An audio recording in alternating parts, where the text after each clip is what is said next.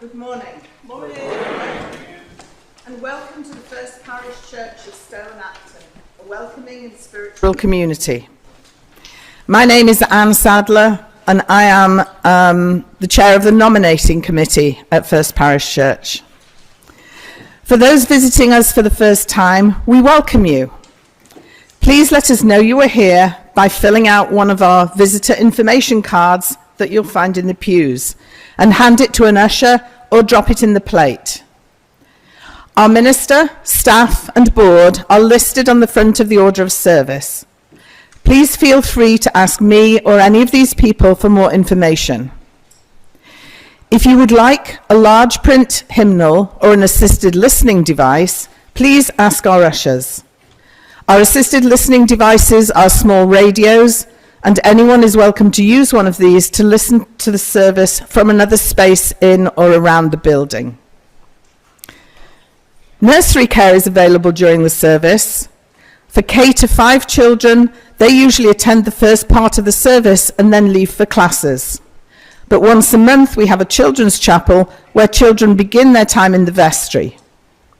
For further information, see the bulletin or ask our religious education director or an usher. After the service, please join us for coffee and conversation in our fellowship hall, which is down the stairs or elevator at the far end of the building. Or if you're online, you can join us in a breakout room. I'd like to draw your attention to the announcements in your order of service this morning, in particular to the concert which will be held next Saturday in the sanctuary, the Sonic Liberation Players, featuring our organist, accompanist Trevor, and also, I believe, some people from the congregation. Raise your hands if you're going to be part of this concert next week. Yeah, that's wonderful. Tickets will be on sale at coffee hour this morning. I'd like to invite you also to check out our webpage where you can sign up for newsletter and email alerts, so stay informed.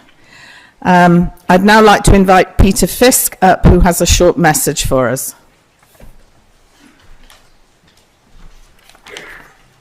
Good morning. I'm here talking to you as a member of the Stewardship Committee. Our annual Stewardship campaign will kick off next Sunday, on November 9th. But today is a good time to start thinking about what your church means to you. What if there was no First Parish Church in your life? You could certainly spend more time in bed on Sunday morning, and you could spend your money on restaurant meals or travel. But if you look to FPC to lift your spirits and inspire you to look beyond yourself, if the music and the words from the pulpit fill a need for you, you might find yourself unfulfilled.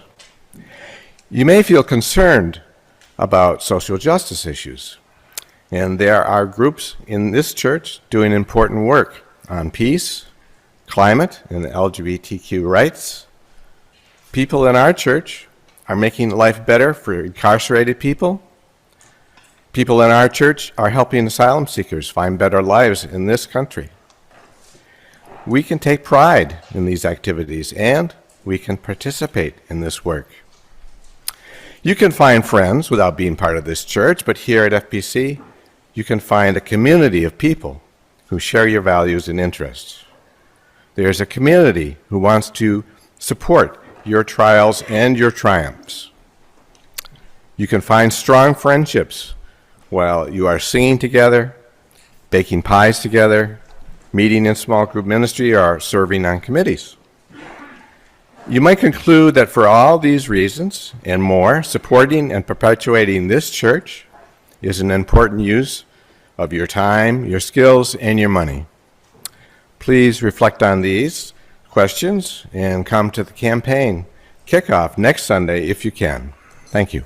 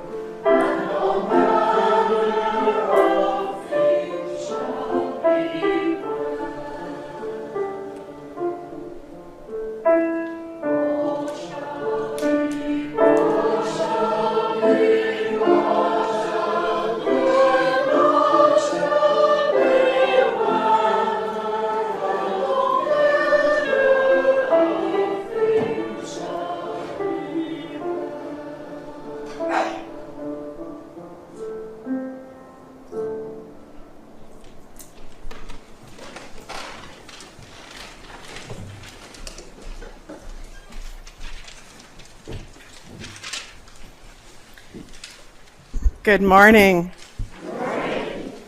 How are you today? Good.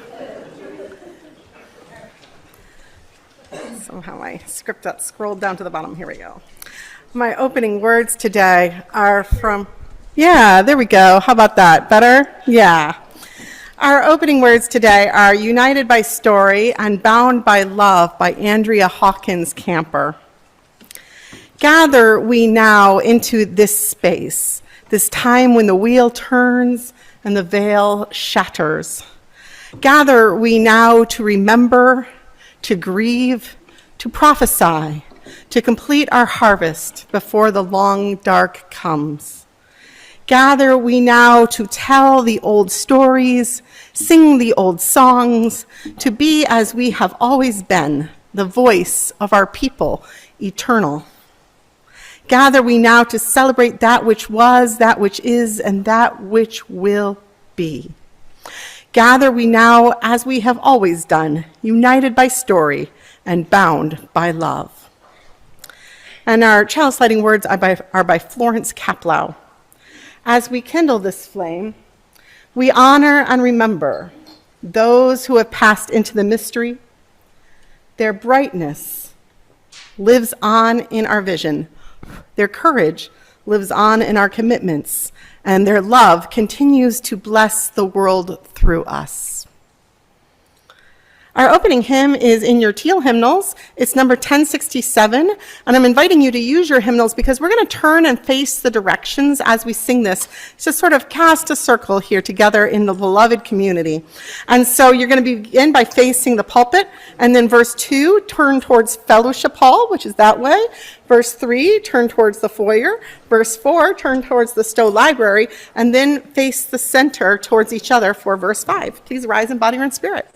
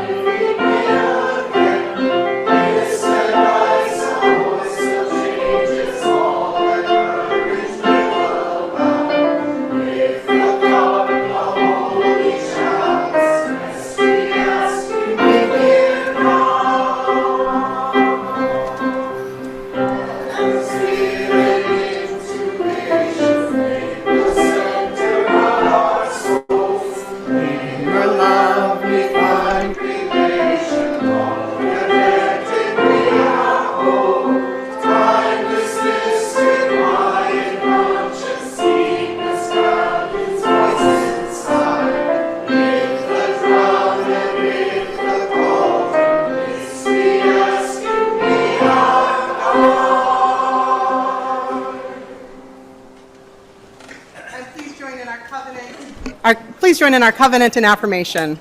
Love is the spirit of this church, and service its law. This is our great covenant, to dwell together in peace, to seek the truth in love, and to help one another.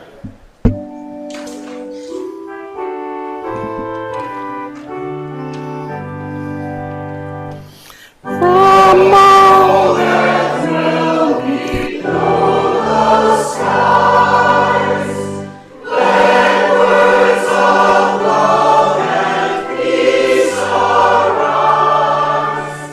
Let joyful songs of praise be sung through every land by every tongue.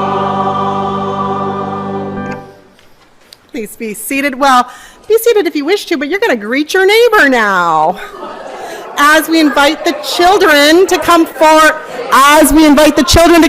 for the time for all ages.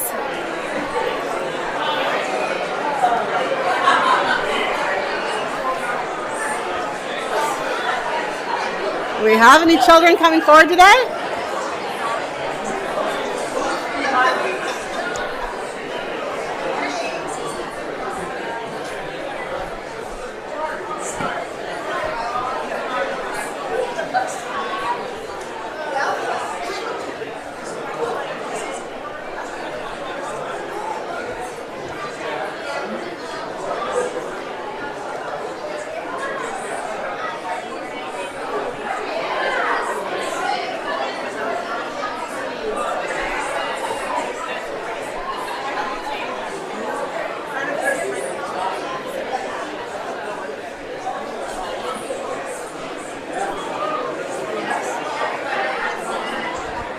And while we continue to greet our neighbors, all the children can come forward.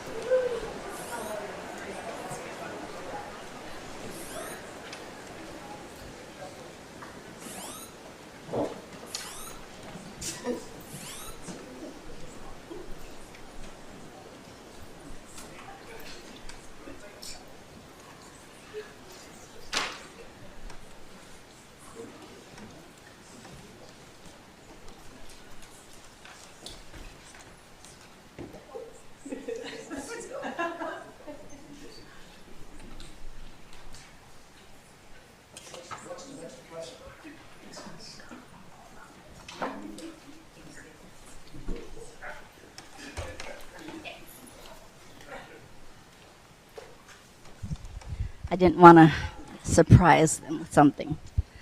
So this morning, what I was going to do is show you all one of the rituals that we do downstairs in religious education.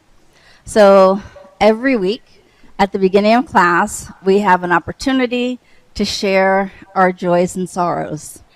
And it can be the loss of a pet, the loss of a grandparent. It could be, I'm going to a birthday party later today, but whatever is on their heart, they get to share. What we do is we light these small, fast-burning beeswax candles. And if you don't know, children love fire.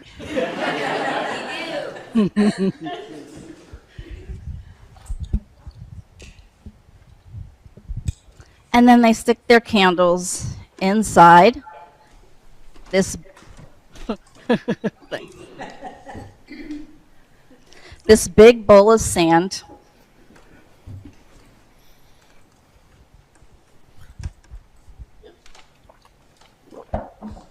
That has the tea light in the middle.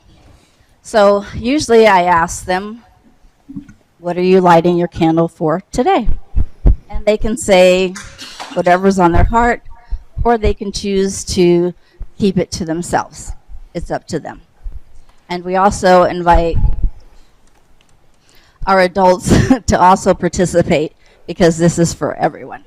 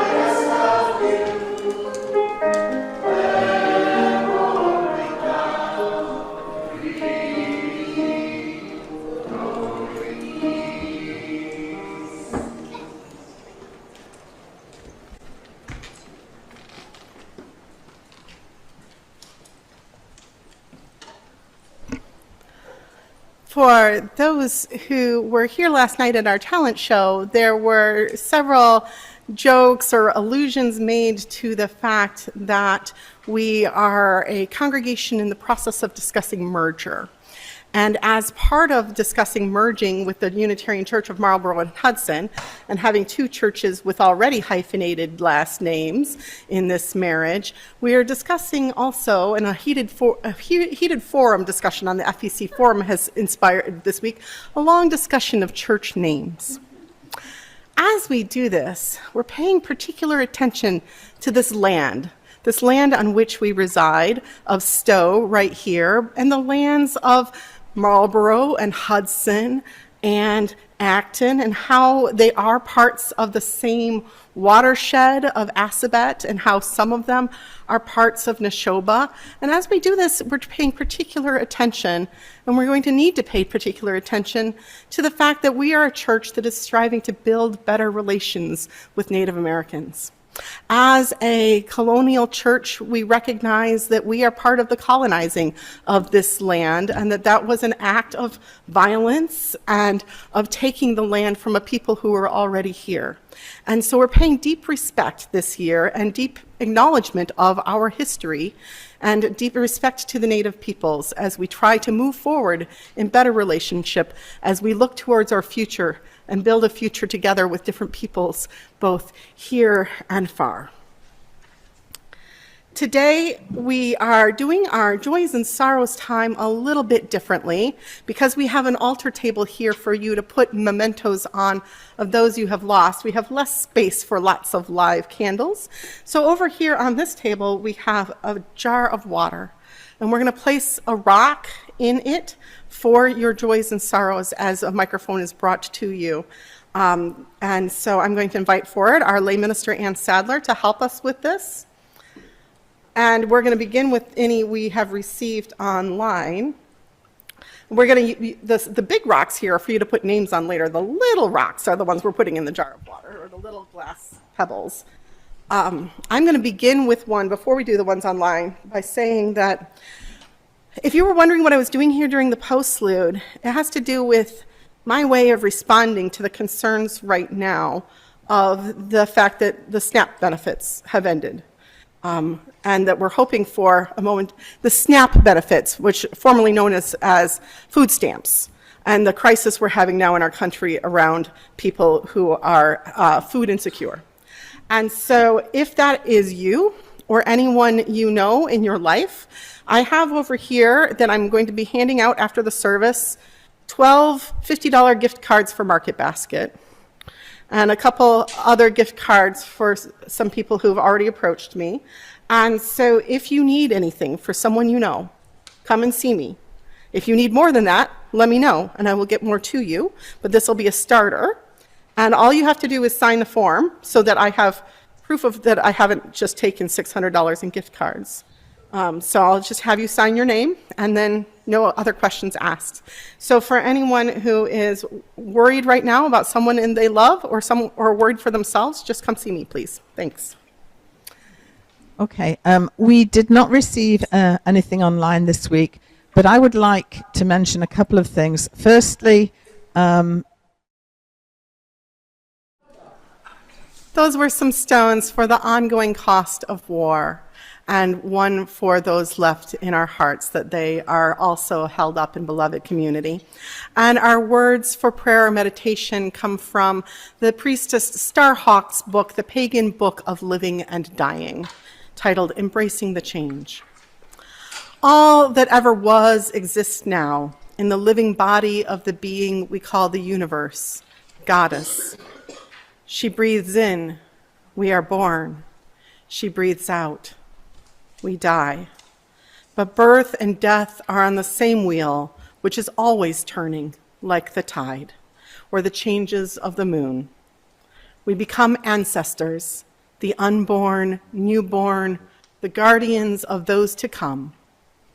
Cherish the turning, the letting go and the bringing forth, decay and growth, life and death. All points on the wheel are sacred. Embrace the change. Blessed be. Amen. Our next hymn is number 123, Spirit of Life. You may rise in body or in spirit, or you may stay seated, whatever is peaceful to your soul and spirit today.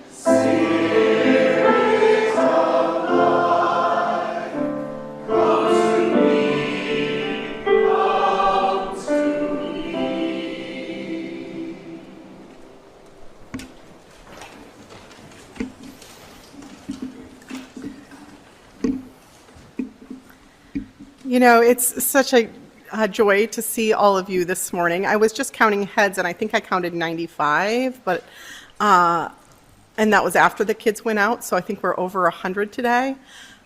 The UCMH folks asked me, how many should we expect at worship in a couple of weeks? Because I don't know if we've announced this real publicly yet, so it's a good thing to do with 100 of you in the room, that in 2 weeks we're going to have services not here in our sanctuary, but at the Unitarian Church of Marlborough and Hudson in downtown Hudson. And so there'll be more announcements on FPC Announce about that. Their services are at 10:30, so if you accidentally come here and then see the signs that, and like, oh, you'll still be on time when you go over there. And so they were asking me how many people usually attend, and I was like, oh, I don't know, I think 50 to 70 is how many we might expect over there, but I think I should tell them to print more orders of service. You're all going to come on the 17th, right? We're going to be talking about our two churches' history, and it's going to be fabulous. We're going to have a joint choir, and so I just want to put in a plug for that. It's going to be wonderful. And Bruce and I are going to both do the sermon each telling about our churches' histories. Early on in our transition teams meetings between the FPC and UCMH folks on our exploration team, we were discussing what traditions do the folks from Marlborough and Hudson not want to lose if they move in with us. And someone mentioned that it's a really important tradition in their faith, in their church, that they have an annual Samhain service. Samhain is All Hallows Eve or Halloween, the Days of the Dead in the pagan tradition. And this was interesting to me because long before I came here to FPC, where it was also a tradition, I've always done an All Souls Day service annually as an important tradition where we honor our dead. And when I talked with them about what their Samhain service was like, it was the same thing. It was about honoring the dead. They just had a different name for it. And for me, that was fascinating because although I've always done an All Souls Day service, I've never really felt connected to the term All Souls, which, although it's the name of many Unitarian churches, such as All Souls in Tulsa, is a word that comes really out of the Catholic tradition. But it's tied in with our Universalist heritage of believing that all souls are ultimately in harmony with the divine. But it's deeply rooted in Christianity, and I am not a Christian. I'm a historical Christian, but not a theological Christian. I'm an agnostic humanist, or as one of our members of the worship committee has been teaching me about post-humanism, I would say I'm an agnostic post-humanist. And that's the core of my theology. But turning this service into a holiday of All Hallows, of Halloween, of Samhain, made sense to go deeper than the All Hallows into the Samhain that those later Christian traditions were laid on top of, really. The Samhain, Wiccan, and Celtic pagan holiday makes so much more sense to me. Because even though I'm an agnostic humanist or post-humanist, I feel a deep connection to the pagan and Wiccan traditions that are cycles of the season and of the earth. It's hard to deny that connection to the turning of the year. And so just like St. Bridget's Day is built on Imbolc, a lot of our holidays, our Christian holidays that we celebrate as a culture, are built on earlier pagan roots, tied to the shifting seasons of this very tangible earth. And as we step outside into our glorious, glorious New England autumn, with the crunch of leaves underfoot, in the turning of the year from harvest into the fall, the harvest of the fall to the death of winter, with the leaves going glorious and then crunchy and brown and then under the snow, makes sense. This is the turning of the year, the turning of the wheel, the turning of our lives. And they are all connected in this deep rhythm and harmony. So that's why, to me too, the Dia de los Muertos is such a more beautiful living out of the All Saints and All Souls holidays, because it weaves together the Christianity with the underlying indigenous beliefs that are tied to the rhythms of the earth, and acknowledging our lost and our dead as part of it. Last Samhain, I did something I've never done before, which is to go, and Ami and Josh were there along with me and Peter, to Sandy's house and to say goodbye to her with Sandy and Derek there. And so I sat there at the bedside of a dying member and offered at this holiday, which meant so much to her as a pagan, a ritual of release and a blessing in her dying days. We anointed her with herbs, rosemary for remembrance, and something I've always known since my days of reading Hamlet as an English student, because the beautiful Ophelia tells us that rosemary is for remembrance. But even longer ago for me, I read a children's story with a ghost child named Rosemary in it. And yarrow, what a beautiful word I've always thought yarrow was. Yarrow is for strength and protection. And then mugwort, which is not a beautiful word, but it is for easing fear and guiding the soul home across the veil. And then we also had bay leaves for honoring and clarity. And so these I carried in these 3 little bags, and the bay leaves were separate, but now they're in with the rosemary. And these bags have sat on my desk every day since then, helping me to remember and honor the dead that we have lost this year. Those souls that we loved and lost, who are no longer with us, but whose memory is so deeply important to us. So I brought them with me today, that we might sprinkle them into our memorial garden today, as we bless the lives of those we've loved at this time of Samhain, this time when the veil between living and dying grows thin as the wheel of the year turns, so we can bless our departed with guiding their souls home with strength, and most of all, with rosemary for remembrance. May we honor our dead today as the wheel turns. Our words for our offering today as we bless this congregation and the organization we've partnered with to support for the month with our plate, which is the Pink Haven Coalition. I want to share these words by the Minister Emerita at UCMH, Alice Anacheka-Naisman, who many of you have met. She writes, "Let us take a moment to honor the ancestors of this church, the people who first came together to create a home for liberal religion here in Stow, who worked to raise money for a building, who sat in committee meetings and created bylaws, who chopped and marinated and baked for potlucks, who painted and weeded and pounded nails and washed countless dishes, who gathered to worship, to learn, to grieve, to heal, to serve, to build justice, to transform their lives and this world. We are recipients of an incredible gift and a beautiful vision. Let us do our part to keep this congregation strong, vital, and thriving for generations to come. The morning offering will now be gratefully received."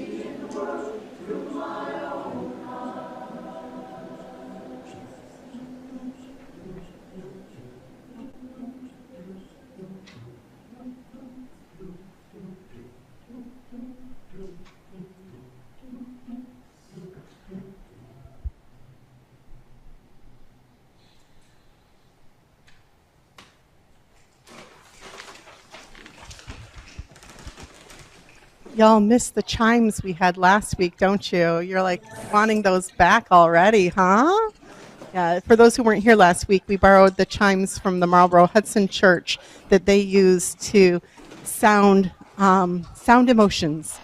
So after really heartfelt joys and sorrows, after an anthem, after anything where your soul is rising up in you, you can hit a chime, but you can still applaud here too. Thank you so much, choir, for that beautiful gift of music. You are lovely as always, and I'm so grateful for your presence. I say often that that's the moment in the service when I worship. Like I worship at the sound of our choir. So this is our All Souls Day, Samhain service, when we honor our lost, when we honor those who have gone before us. As we used to sing in the women's movement in Unitarian Universalism, there was a curriculum called Cakes for the Queen of Heaven, and it was followed by one called Rise Up and Call Her Name, where we talked about goddesses and ancestors, and we would sing, those who have gone before us, rise up and call their names. And I've got the tune totally wrong in my memory, but it was beautiful. So I invite you to rise up and call out the names of those that you would like to be remembered. If you brought something, and when I say rise up and call out, I mean come forward and use the microphone and tell us something briefly about the person you would like to be remembered today. If you've brought something on that's been placed on the altar or that you would like to place on the altar, you may show that. We have rocks here from our memorial garden. We only brought up 30, and there are 90 some of you. So every third person can have a rock and write a name of someone on it, or two people on it, or you can write more than one name on the same rock. I wrote two people on one here for my friends Lisa and Lisa, who both died this early in 2025. Two friends of mine from my high school group. And so what you'll do is you'll come, you'll say the names, and then do your writing as the next person is talking and put your rock on the table. So please, I invite you forward. And folks online, this is for you too to share. So jump in at any time, or we'll also turn to you at the end to make sure that you have a chance to speak. Oh, I should say there are a few painted rocks painted by our lay minister, Ann Sadler, that are already on the table. You also can write a name on one of those. Those were a gift from her. You don't think you can write on them? No. Well, you could just dedicate one then. Would anyone like to come forward? Come on up, yeah. Start forming a line over here. My aunt, Brooke Lines, epitomized the bumper sticker that said, "Uppity women unite." She was a feminist her whole life.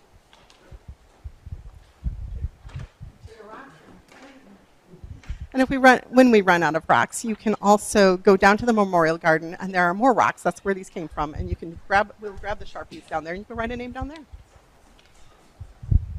I'd like to remember two of our friends today. The first is David Tidyman, who was a gala brother and the music director of our week at Gala for many, many years.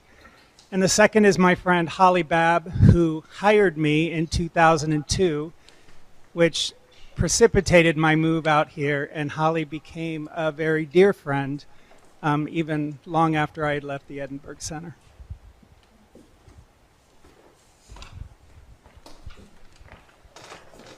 I have so many people to remember this year. I brought a photo of my grandparents. My grandmother just passed away last year. She was 101 years old. And then I also have my mother-in-law, who we lost way too young when Robin was about 2 years old.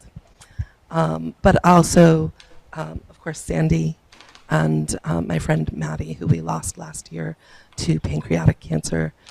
She was an amazing and loving woman, so I want to make sure that we think of her as well. Thank you. Can you hear me?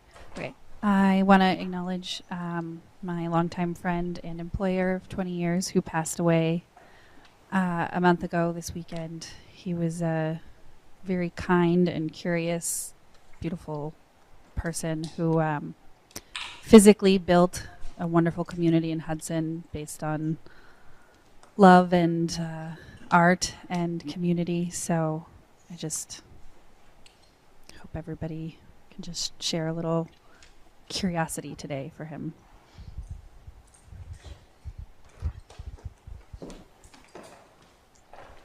My son mentioned earlier our family dog passed a couple of weeks ago, Izzy, and her loss is really big in our family. She was a part of our entire adult lives for me and Joe, and she was a working dog, so she was always hurting people. And one of the jobs that we didn't realize that she did so well was cleaning up after the kids and all their crumbs.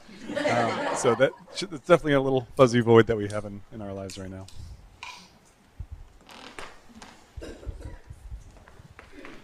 I want to remember my mother, Marcia, who was a businesswoman who loved numbers, but her favorite numbers were her 6 children, her 18 grandchildren, and her 16, soon-to-be 17 great-grandchildren.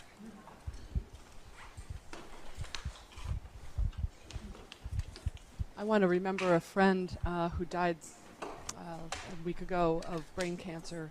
Can't hear you. Sorry, I want to remember a friend of ours who died a week ago, a really rapid decline from brain cancer. And he was a 6'4" Nigerian man named Okukwe Ibiam. And in his obit, I learned that he was actually a chief. I had not known that. He had never told me, in his village. But what we all remember, I called and reached out to all the people. He was like a friend when we were all in college. And what everybody remembered was him, 6'4", dressing like Tina Turner at a Halloween party. So it was such joy because so many people remembered that. And we're now all desperately trying to find a picture of that from like 1988. But anyway, remember Okukwe. Hi, I'm remembering Charlie Moore. Steve, I know, mentioned his best friend, and his best friend married my best friend. So the 4 of us have been very close for the past 48 years, and it was a shock when he passed a week and a half ago. Charlie loved family, he loved debating, he loved games, and he will be greatly missed.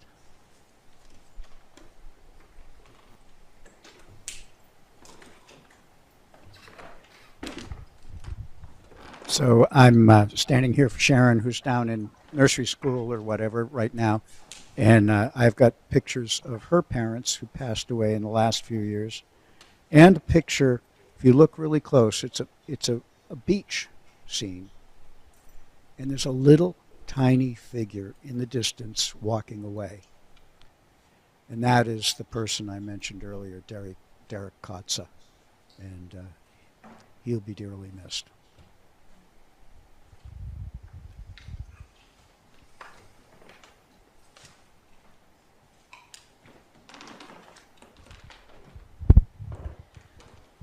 First, I have to take a breath and compose myself because I worked very closely with Derek through the years in United Methodism, and I did not know. So, blessings. What a wonderful, wonderful human being. Another wonderful human being I worked very closely with in Methodism, and a very dear friend, Helen Ride, passed away 1 week exactly before her 50th birthday, and the day before she was to go on sabbatical. Well deserved. She was one of the pillars and leaders of the struggle for full inclusion of GLBTQI plus folks in the United Methodist Church. And for me, a personal friend who believed in me and supported me through everything I went through with the Methodist Church, including the New England Annual Conference. Bless their pointy head. Anyway, so just to her memory, and also for Derek. My goodness.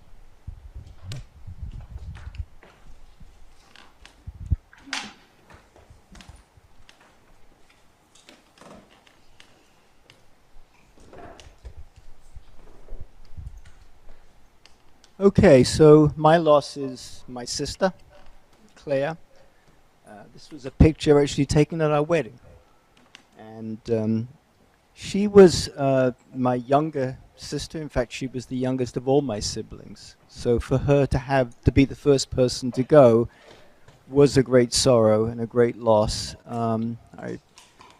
So many memories of her, and we had a wonderful celebration when I was able to go back there with Ingrid. And she had a very tough life, had all kinds of medical issues, and she was a very independent, free-thinking person, which was rather contrary to the way my parents wanted to bring her up.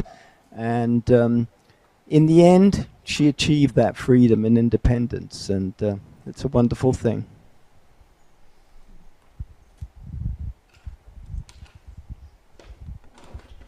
I am remembering my dearly departed brother Barnes, who passed away following treatment for leukemia in 2006. If you combined his face with that of his surviving fraternal twin, they would be the spitting image of Chris Hossfeld. So, Chris, if I ever look at you funny, that's why.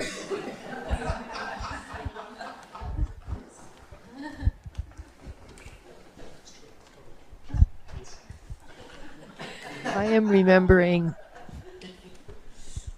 a Jane Heald, and Jane was the husband of my ex-husband's father's best friend, and they had an island across the lake from the island that Joe and I used to always go to, and Joe still does, up in Canada, north of Kingston, Ontario. And so we saw them every summer, and she became like another grandparent for my kids, and I became very close to her.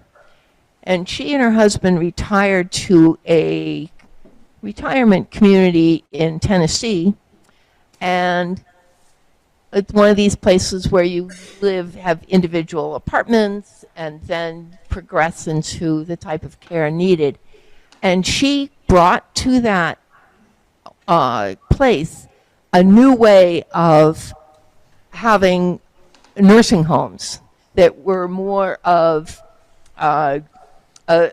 families or communities. So there would be a central gathering spot, and it's sort of sad in a little way that she needed to take advantage of that herself.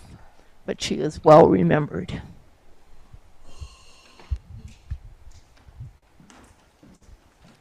I'd like to remember my Aunt Diane, who passed away a few months back. She definitely had a pretty rough childhood. She ran away when she was a teenager for a couple of years, but she returned, and we're very glad she did. She didn't have children of her own, but she had seven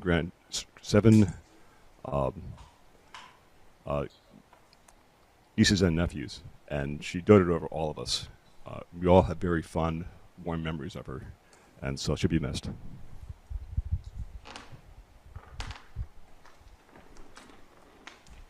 I'm remembering my my Uncle Leith, who passed away a few months ago.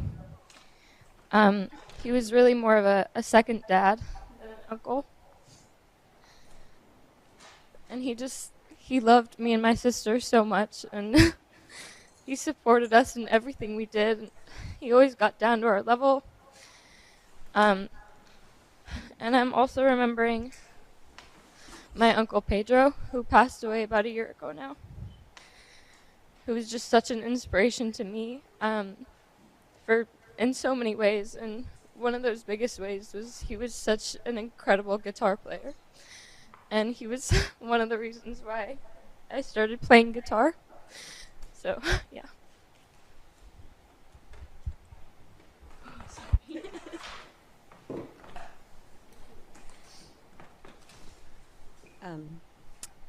I'm remembering my brother, Leith, who Lila just talked about. He passes February. He was only 44.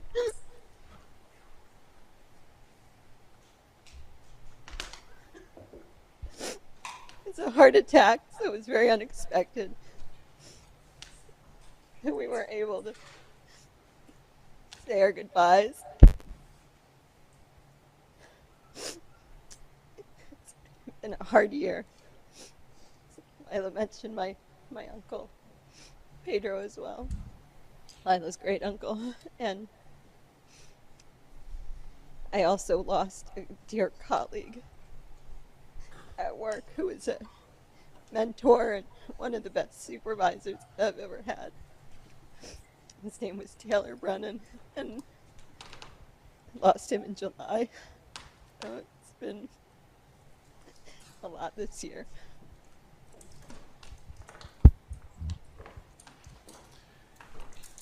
I wanted to remember my Aunt Breda Longcar. I mentioned a few weeks ago. She had passed away. We were just in Ohio week before last for services for her. She's a force of nature, a lifelong educator, just tireless in trying to help other people better themselves. And I remember the first 20 Christmases of my life were at my Aunt Breda's, and every one of them was just over the top special, like her attention to detail, her baking, but also just all of the Slovenian habits that that she brought forward and taught us all was quite special. I'm remembering my father, James Jensen. He passed from COVID in 2021, and he had a lot of interests that he passed on to me. He was an artist, and he taught me how to paint and draw, and he listened to jazz all the time, which made me want to sing jazz, and he was an architect.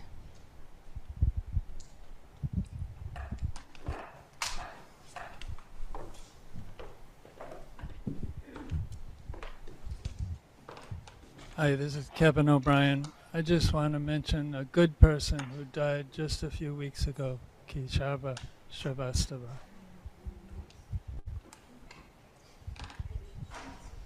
I made a rock for him while you were all lining up, so no, not in the water, on the altar. We're going to take all these rocks from the altar out to the memorial garden and leave them out there. And anyone who would like to help me with carrying of rocks, I would love that. Folks joining us online, do you have any names you'd like to lift up? And I can write rocks for you here.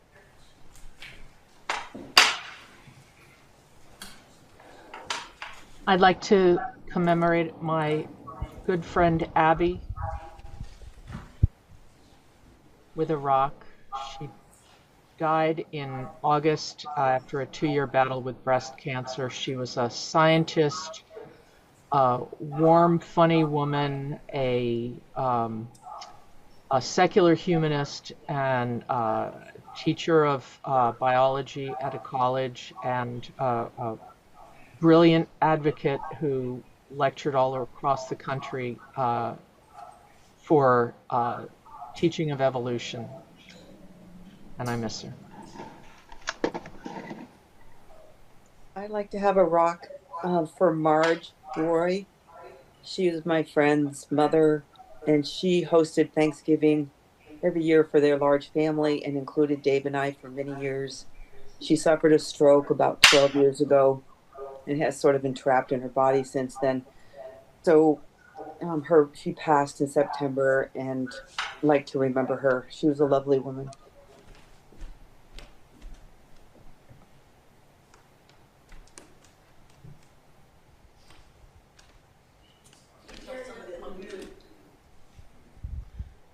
We're not hearing you. Please unmute.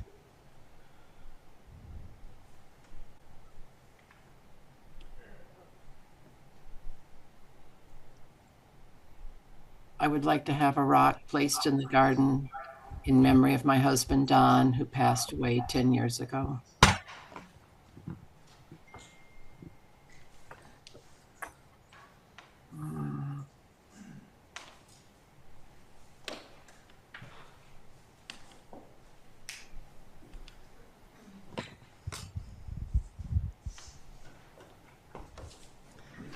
For all these who have gone before us, we rise up and call their names. with love, with honoring, with gratitude for the many gifts they brought us, and most of all, with remembrance. Rosemary. Blessed be. Amen. Our closing hymn, I don't have my order of service in front of you, but I'm sure it's number 1051. And it's the Ise Barnwell, Sweet Honey in the Rock, We Are. Yes, please rise in body or in spirit.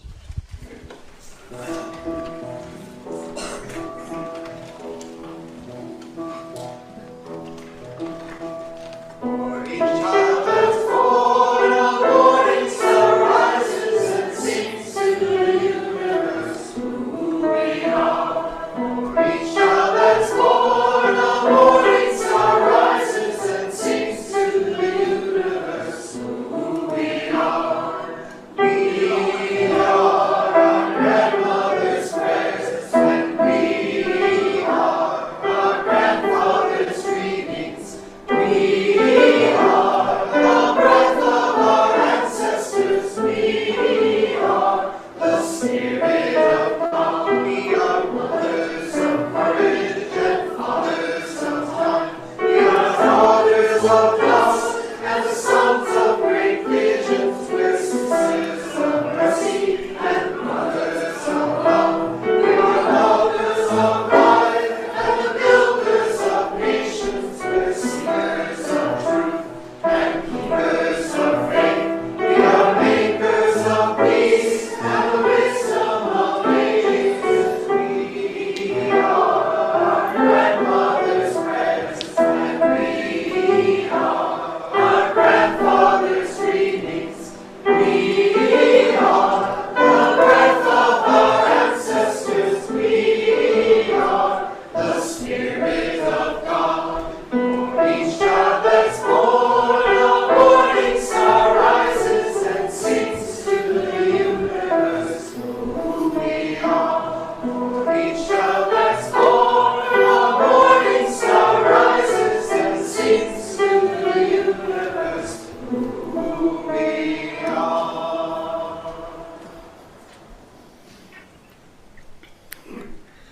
For this holy hour, we have honored those who have gone before us. We rise up and call their names. As we go forth, we do so knowing that this is the one wild and precious life that has been given to us. And so we choose the path of blessing this world. May we carry both the past and present with us into the future, honoring all that has made us who we are and will become. Blessed be, and amen. I have had a special request that we try to, every so often at least, change up our closing song in this way. I invite you to turn and face each other again into the center and sing this to one another